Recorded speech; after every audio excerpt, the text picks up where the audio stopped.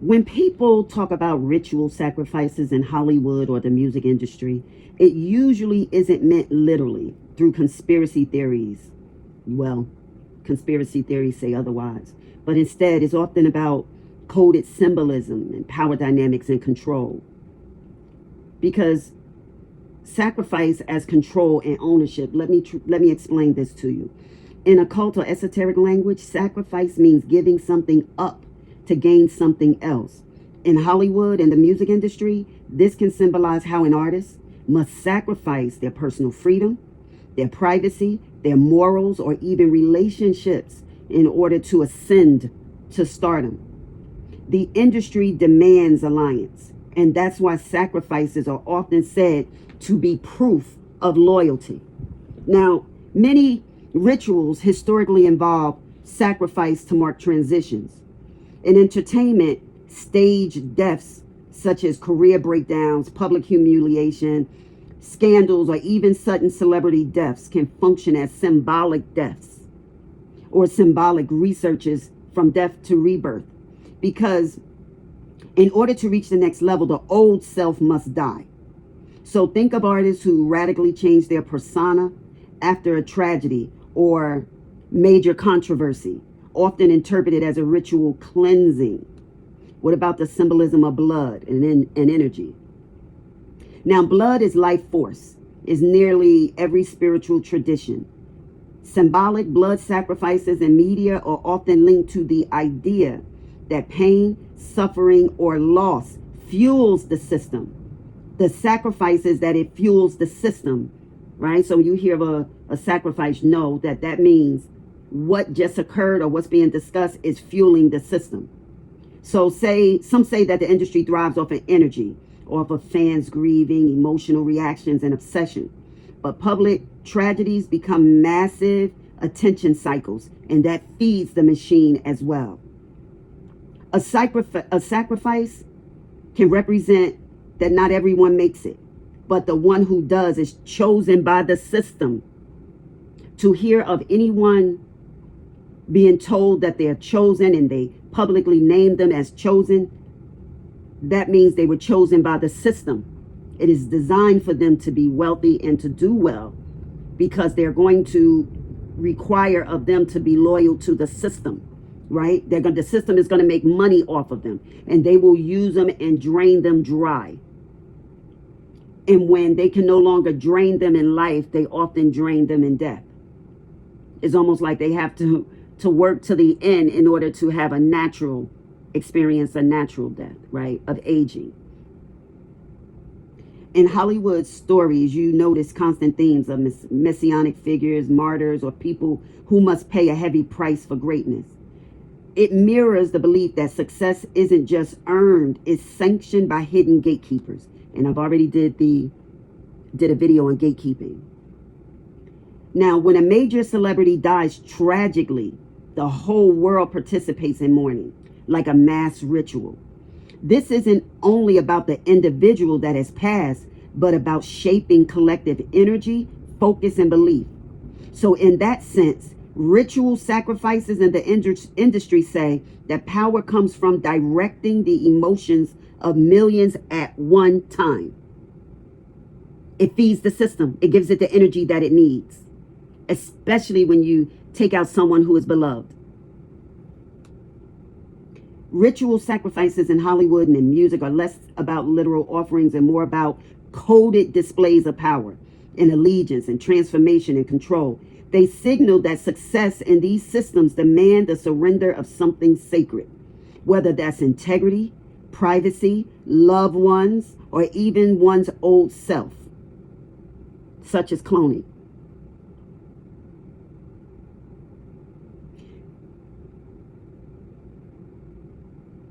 When millions of people mourn and obsess, replace songs, stream movies, and create endless conversation, that's energy.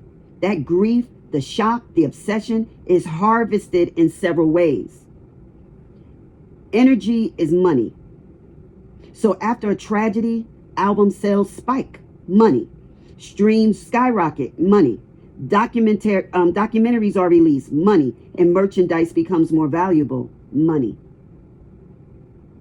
Fans feel emotionally compelled to honor the star, but the industry profits. It's like the grief is turned into currency. And it's also about trauma bonding with the public. When the public mourns together, it creates a stronger bond between the audience and the industry machine. So people cry, share stories, and build communal rituals around the loss, like candlelight vigils, hashtags, memorials. This collective ritual feeds back into the system. It's keeping fans tied to the brand of that star or label. So oftentimes, when someone is chosen and they do well in life, oftentimes they have to work longer than the average because they were advertised as the chosen, right? They were really special, right? They had something special. And so the industry markets them as someone that's extremely special, original, one of a kind. And they begin to market them that way. So then it creates a subconscious script. So greatness requires loss. And the famous must die young or suffer tragically. And that programming reinforces the power dynamics of the system. People see suffering as part of the cost of success. When you have certain industries and they're in need of finances, or they're trying to revive themselves, or they're trying to turn things around, things are not working as well as they once did, they will look at someone to sacrifice in order to draw back in that energy and that harvesting of energies, as well as the monetary reward of that, right? Because who they harvest, not energy is what's being harvested, but who has been sacrificed has to be someone that is beloved. And they have to either die tragically or young. And many of these individuals who are chosen will work up until their death, simply because they know they're part of a system.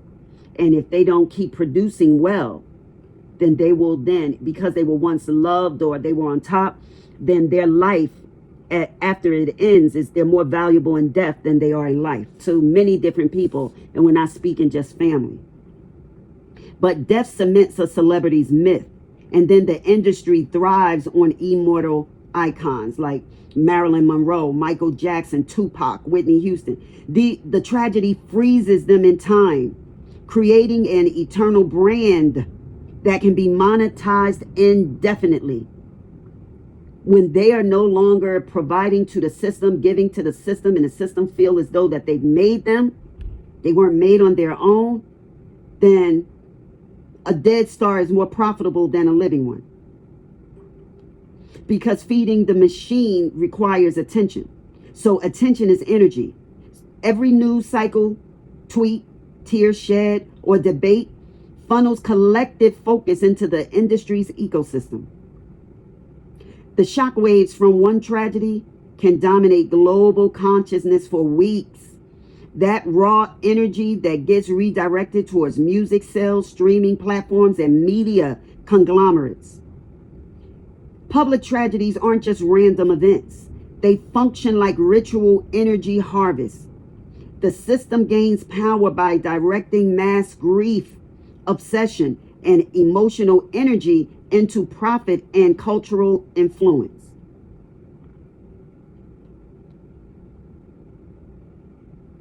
Have you ever wondered why every time a star dies tragically, their music shoots to the top of the charts? Why every public humiliation, scandal, or death feels like deja vu? What if I tell you that these tragedies are not just coincidences, but they're part of a cycle, a ritual of energy? In ancient times, sacrifices symbolized giving up something valuable to gain power, wealth, or favor from the gods. In Hollywood and the music industry, this is mirrored metaphorically. Artists must sacrifice privacy, integrity, even loved ones for fame. The ritual sacrifice language we hear online isn't just conspiracy. It's symbolism for the system of trade-offs that fuel celebrity culture. Every star we lose early Every scandal we witness is part of a modern day altar of attention. What about the emotional currency? When tragedy strikes, streaming numbers, sales, and merchandise spike. Grief converts into dollars. After a celebrity's passing, streams can rise by 500% in 1 week. Fans think they're honoring the altar, but the system cashes in. Energy equals money. Emotional shock is just free marketing. And what about the trauma bonding with the public? The collective mourning creates a ritual-like atmosphere. Candlelight vigils, hashtags, documentaries, and tributes. This ties audiences to the machine, not the star. We become part of the ritual, giving our time, our focus, and our emotional energy. This is why tragedies are so heavily covered. The coverage itself becomes the ceremony. Your attention is the real offering, and you're giving it freely. What about the psychological programming? Hollywood repeatedly tells us greatness equals suffering, fame equals loss. Early deaths, overdoses, scandals become a subconscious script. This is the price of success. It normalizes a cycle of sacrifices. And the more we accept it, the more it repeats. What about the montages of 27 Club, the members, the headlines, the scandals? A living artist is unpredictable. A deceased artist is a brand. Marilyn, Tupac, Whitney, Michael. The tragedy freezes them in time. They become eternal icons who can be monetized forever. Holograms, merchandise, streaming. The industry profits more from the myth than the person. Every tweet, every tear, every argument about a celebrity death is free power for the system. Mass grief becomes mass marketing. The ritual isn't about literal blood. It's about your focus, your emotions, your energy. That's the sacrifice the machine really wants. The altar isn't in a temple. It's in your hands. It's in your phone. It's in your screen. It's in your time.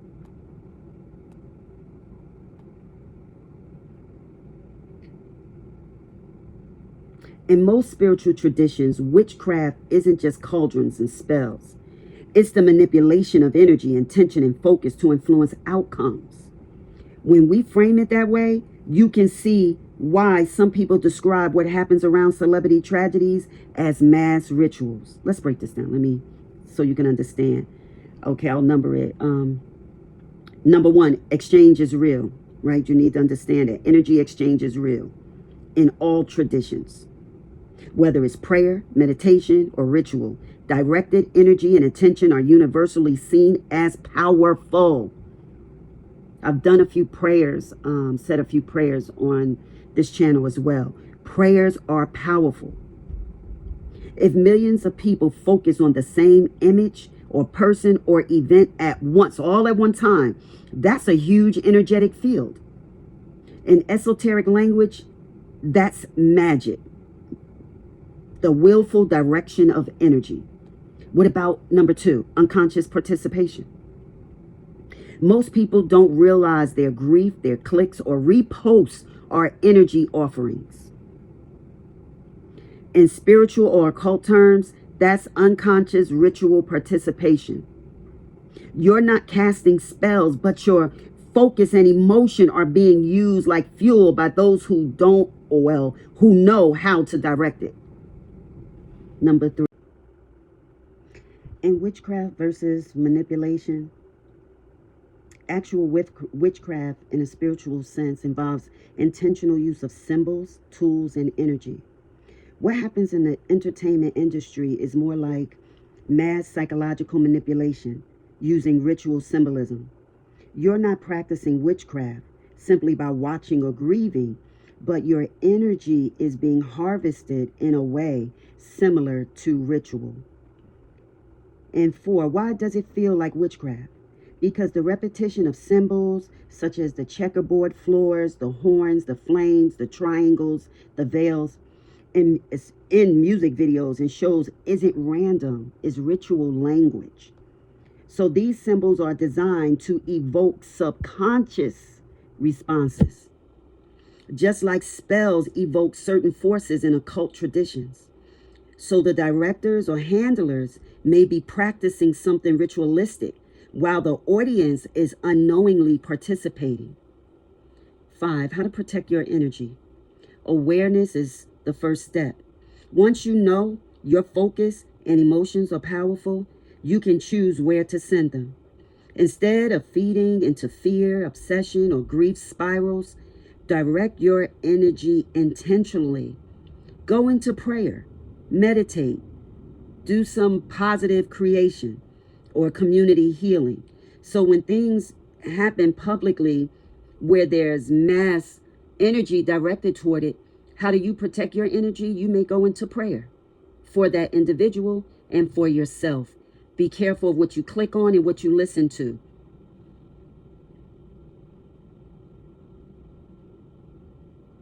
Instead of, I'll put it like this.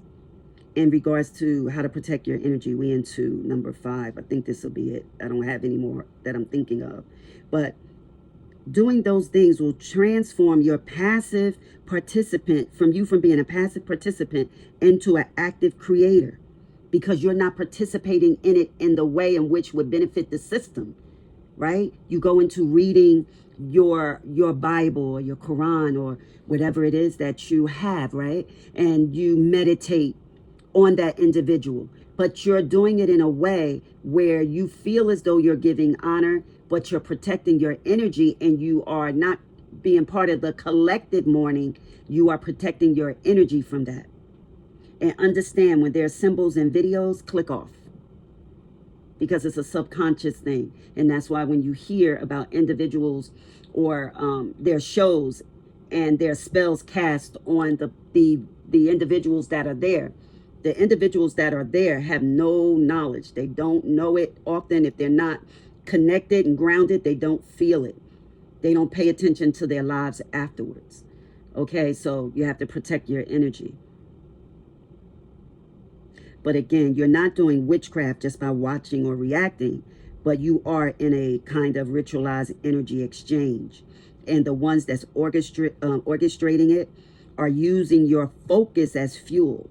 It gives them energy to perform, energy to monetize, energy to create. And once you become aware, then you can reclaim your energy and stop feeding systems that don't align with you. For instance, you go to a show. Imagine there being a concert and it's sold out, and the performer or performers are entertaining on stage, and no one moves.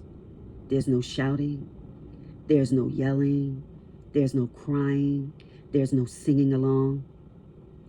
It did not allow itself to be part of being pulled into their energy, being used for fuel for their band, for their music, for their business endeavors. So if you ever see a performer perform at any event, and most wealthy people are fully aware of it, when you have elite shows or individuals that perform, if that energy is not acknowledged collectively, then that is a signal spiritually to that individual or band or creator to say, we don't want to be a part of your energy. We don't care to be a part of what you have going on in your spirit world. So we won't join in with you. And I did see it at a performance that Jay-Z did for the football player that retired. I can't think of his name. He was married to the Tom Brady. Tom Brady, take a look at that video on YouTube and watch Jay-Z perform. And none of the elite that's there acknowledge him, literally. How can an entire, and that's what really made me curious, how could they all know not to do it? How were they all on one accord? Why would he invite or okay this individual to perform when he's aware that These individuals don't cater to or listen to or promote that type of music. So that still leaves me puzzled, but that's something I thought of. Um, so if you ever go somewhere and a person, it doesn't matter if the entire room is going along, but if you don't feel that energy, you feel something is off, you feel the person is lacking integrity, the person is fake or evil or anything else, do not acknowledge. If you can leave, leave. But if you can't, do not acknowledge. Do not clap. Do not say yes. Do not repeat. Do not sing along. And that way you're protecting your individual energy, because you're not participating in something that you don't want to be a part of. You don't want that you don't want your spirit to connect with their spirit, and their spirit begins to influence your energy, which influences your life.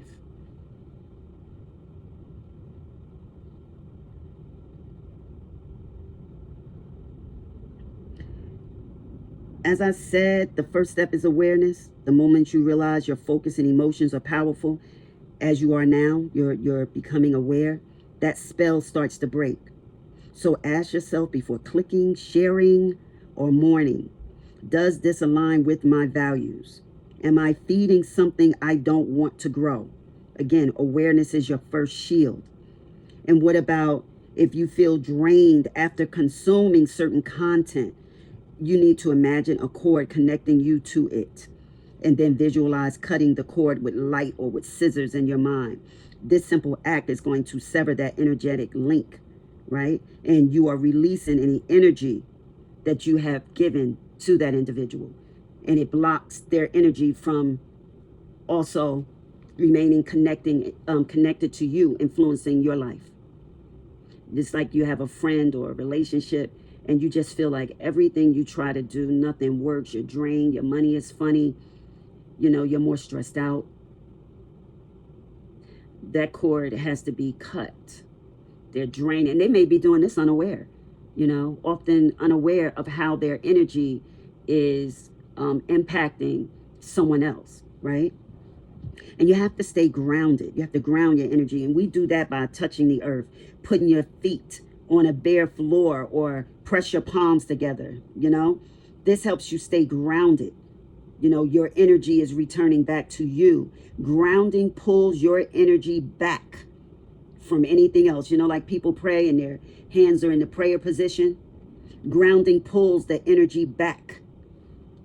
And you can seal your life and seal yourself in light. Or prayer, prayer. This creates a spiritual firewall, and pray for protection. And you can learn to transmute but not absorb. So if a tragedy moves you, instead of spiraling in grief, transmute it. Pray for the person's family. Donate to a cause that they cared about. Create something positive in their honor. And this turns harvested energy into healing energy. So you just have to learn how to just make it work for you and yours and your family and who you're connected to, because you don't want to give off that energy.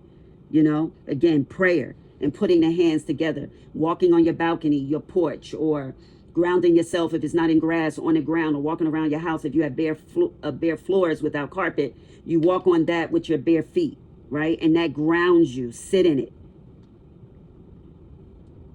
Because every time you click, you share, or mourn, you're participating in a ritual, even if unconsciously. So you have to choose your rituals.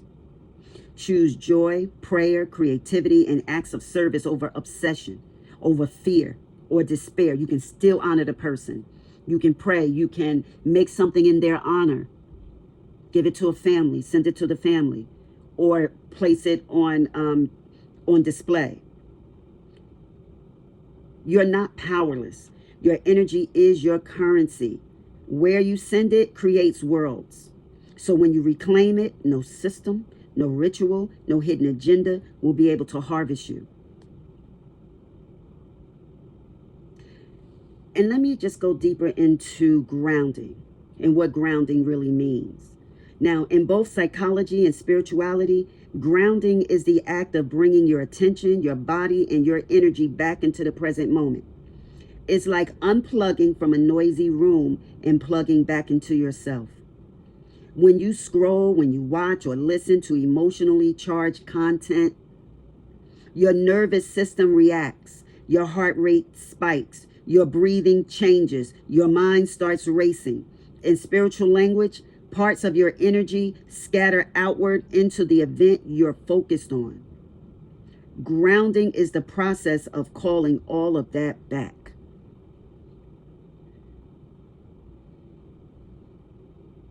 And why does it work against the media storm, grounding yourself? Because the media storm, if you don't know exactly what I mean, the constant headlines, the notification, the trending tragedies, that is designed to keep you uncentered. So it's good to be aware and know what's going on in your city, in your state, and in your country, in your nation, and even internationally. But it's how you take it in, how you absorb it. Do you absorb the energy or do you transmute the energy? Because you need to be aware of what's going on around you. But what happens is you know what to pray for. Because when you ground, you interrupt the loop. It pulls your focus away from the chaos and it puts it back in your body, in your breath, and in your space. And then this will immediately lower stress hormones. It'll slow your racing thoughts and it'll stop your energy from being harvested unconsciously. Every tragedy, every celebrity scandal is a tab you've opened in your mind. So grounding is hitting close all tabs. That's a more grounded way that I could tell you. A simpler way that I can interpret this to you. And then in refreshing your home page, which is you. So again, like I said, every tragedy, every scandal, it's a tab opened in your mind. But when you begin to ground, all those tabs close and your page refreshes, right? So when you do grounding exercises like deep breathing, touching the earth, placing a hand on your heart, praying, visualizing roots into the earth, you're closing those invisible tabs. You're recentering your emotional body and you're reclaiming the attention you unknowingly gave away. So right now, your energy might be scattered across the internet, across headlines, hashtags, and tragedies. So grounding is going to be the act of pulling it back into your body. Breathe in and imagine drawing all your focus back to your heart. Feel your feet on the floor. With each breath, say, I call my energy back to me. I don't need to go into grounding exercises because that's not what I was trying to do, is get into something, grounding exercises. Maybe that's another video. But what I'm just saying is when you grounding matters. I need you to understand how much the essence of grounding matters, because it's a powerful closing statement for a video or a spoken word, right? And what grounding does, it says, I cannot be controlled, I cannot be harvested, and I cannot be used as fuel for someone else's ritual. Rituals require participants, focused, and energy. A grounded person consciously chooses what they engage in. Without your attention, the ritual has no power. And grounding anchors you in your own values, in your own body, and in the present moment. And that makes you far less susceptible to manipulation, to propaganda, and psychological hooks that rely on you being in a reactive state. So when you're grounded, your emotional energy is leaking out, right? People, systems, or narratives can siphon off your focus, outrage, or grief without your consent. And again, when you're grounded, your emotional energy is not leaking out. So no one can siphon off of it. They need your energy to be open to being siphoned. And the only way it could be done, if they get your attention, they keep you engaged with them, they can siphon off your energy. Most people think protection comes from staying away from bad things, but the real power is internal. Grounding makes you like a tree, rooted, steady, not tossed around by storms, because storms can rage, but they can't uproot you or siphon your sap, so to speak, your energy.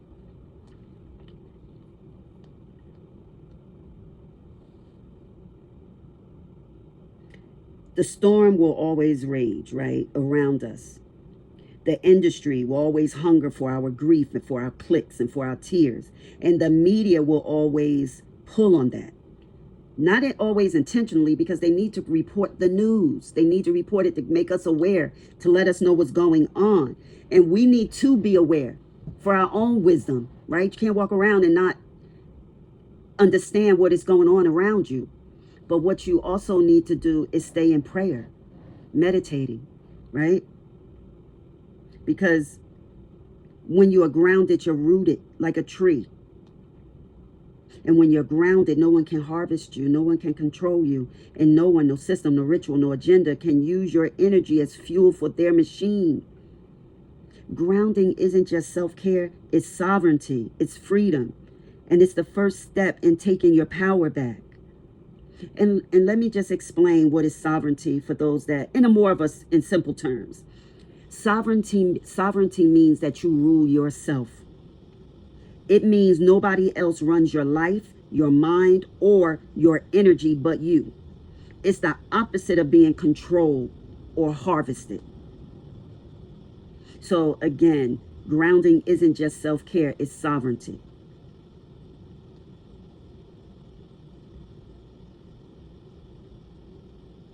When you're grounded, no one can drain you, no one can control you, and no one can use your energy to power their causes, their purpose, their destiny, their greed, their desires, their crimes.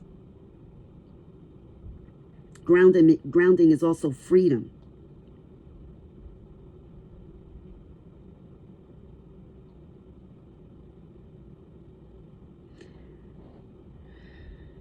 I think I need to give you a little bit more.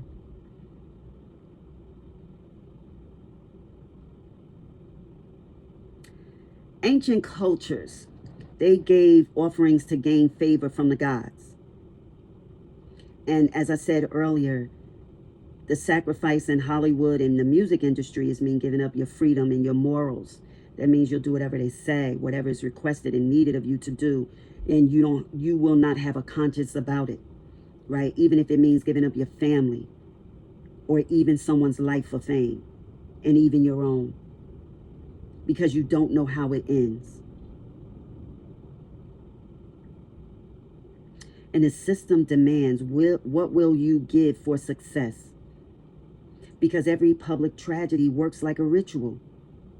And we all have been watching it without realizing. So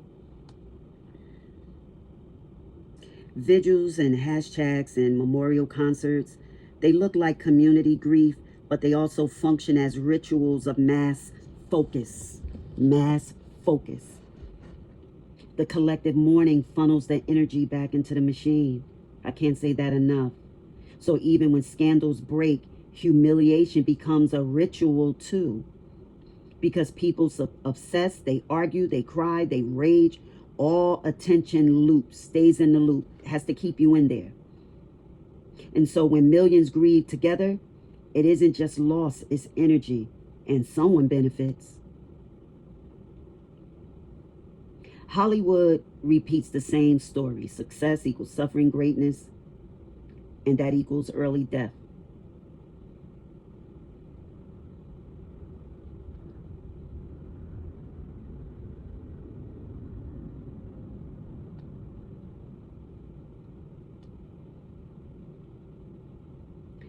And you can protect your family through awareness, your loved ones.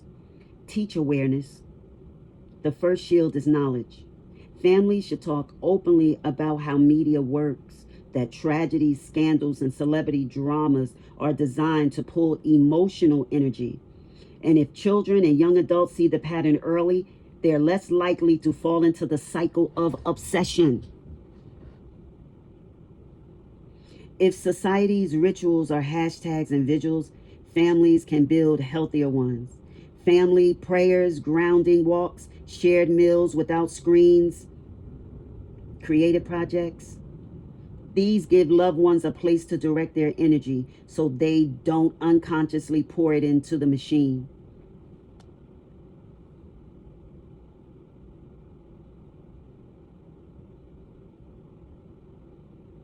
You have to limit emotional overexposure. So the constant watching of the news and social media cycles can amplify fear and grief. So be careful of what you tune into, right? Watching social media isn't a negative thing, but it's what you see on social media, what you give into. So families, you can set boundaries, right? Like, for instance, when you see a tragic headline, you can pause, you can breathe, you can ask, does feeding this help me? Or does it feed the machine, right? And there are other ways to ground as a family. Praying before you eat as a family is grounding, right? We already spoke about going outside barefoot.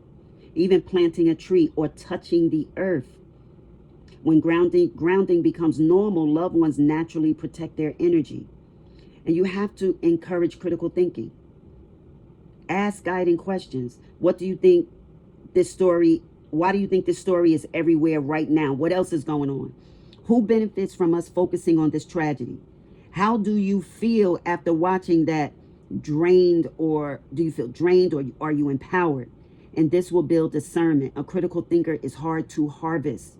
So when you see a tragedy and it's kind of out of place, like, all tragedies are necessary, but sometimes we have to ask, who benefits from us focusing on this right now? How do I feel about watching it? Who's getting my energy? Who am I giving it to? Right? And often people who are seeking meaning, they get pulled in easily. Right? So support passions and hobbies and community work and even spiritual practices. Things that get your mind occupied on more thought-provoking, positive, grounding, peaceful, encouraging energy, right? Because your purpose is going to act like a shield. So if you know who you are, you're less likely to lose energy to someone else's ritual.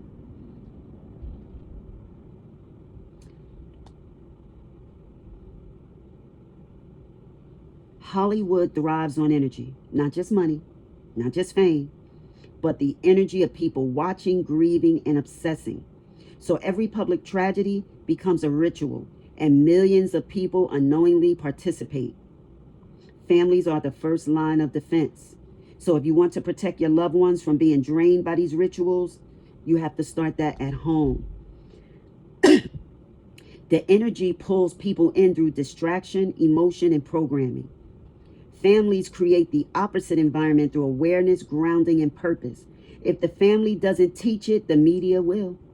So if you don't anchor your loved ones, the storm of media will anchor them for you. And you have to teach awareness early, right? You have to limit emotional overexposure.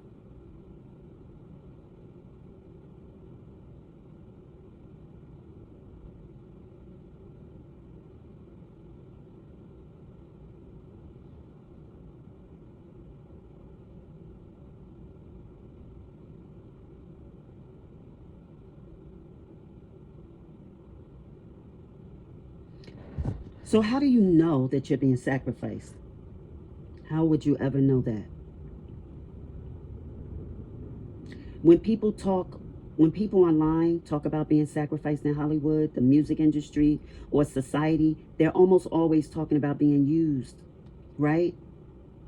And that means you'll know because you're being groomed or set up, right? Someone or a group is isolating you, promising you rewards or gifts, but slowly removing you from your support system. They're siphoning off your energy, so they need to keep you isolated, not being part of your family, your children, or your in-laws. You need to be, or your friends, travel, your career. They're trying to isolate you because they know if you are participating in the lives of your friends and family and communing with them, they don't get enough of their energy. This is an individual or company or institution that requires your energy to sustain itself. And If you don't go along with allowing yourself to step away from your friends, everything that you knew you didn't have a problem with, if this individual or the situation requires you to move away, they are requiring your energy and they're trying to get it all for themselves so it can sustain them, and they feel as though your energy is good energy because with you or in you, your energy gives them strength and blessings. It sustains them. It drains you, but it sustains them. And if they don't have to share your energy, they will not, right? At all costs, they need to keep you isolated. So they'll ask you to compromise or cut people off, especially if it's individuals that they believe will protect you. And what about those that pressure you to sign contracts or agree to things you don't fully understand? That's when you're being groomed or set up. Everything is not a blood ritual. What about when you're being publicly humiliated or undermined?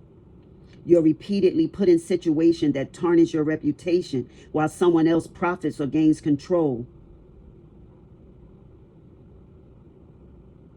You feel pressure to keep silent about things that harm you.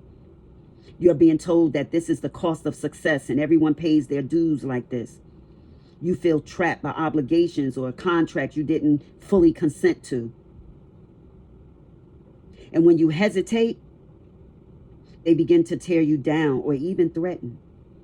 They'll use guilt, fear, anything to keep you compliant once you do submit or you go along to get along. And you also know that your energy is being harvested or you're being set up to be sacrificed. You're constantly feeling exhausted around this person. You're feeling anxious. You feel unsafe around certain people or environments. And your intuition keeps warning you, but you ignore it. You see the red flags, but you'll ignore it and you'll defend it. And this isn't a mystical sign of ritual sacrifice. It's a sign of manipulation, exploitation, and abuse. So always stay connected with trusted friends, families, and your groups, because isolation is how people get controlled. And that may require you, if you're in a situation, to strengthen your grounding practice. That way you're making decisions from clarity, not out of fear. Again, being sacrificed in today's world isn't always about altars and blood. It's about being used and drained without your consent. Those that are sacrificed don't consent to being sacrificed. It comes as a surprise and shock to them as well. And that too feeds the system. Torture feeds the system. And the more terrorized they feel before they meet their demise, that is an even more powerful sacrifice. And again, the signs are grooming you, trying to persuade you to do things or introduce you to things that you're not comfortable with, and they try to convince you that it's okay. They isolate you, they pressure you, and it creates a feeling of exhaustion. You just want to go to sleep. You're so exhausted from the situation or conversation that you just need rest to get it together, right? And you need to ground yourself to take your energy back, to conserve, to protect your energy. And that's all I have for you today on this topic. So I'm going to end it here, and I'll see you on the next one. Bye-bye.